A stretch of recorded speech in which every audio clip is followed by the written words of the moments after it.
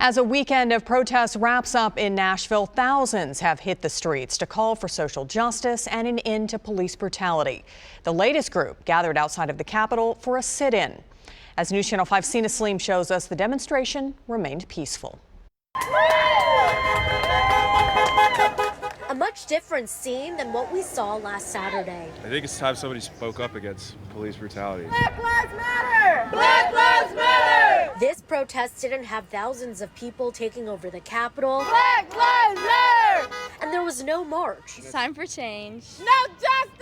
No peace! But these demonstrators say their message was just as powerful. Just been hurting for over hundreds of years, so it's time that we step in and actually help them instead of just turn our backs. We need justice for their lives that were lost and for the lives they're going to keep continuing.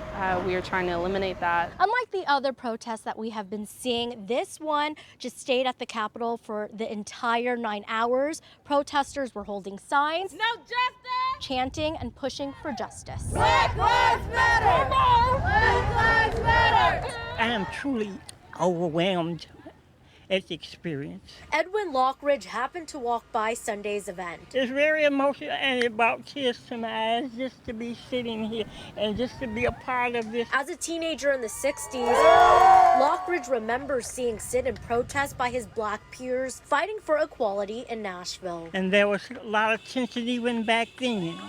And today you can feel there is a change in the air. And again, that means so much. This time the protests feel different to him. It's a totally inclusive event that is going to change the direction of America and where we go from here. This event may have only 24 people, but organizers say they're happy with the turnout. Because to them, silence is compliance, something they say they will never be okay with. It's like I want to see actual change that I can feel and see in my community, not just hear about. Sina Saleem, Yes, a change has come.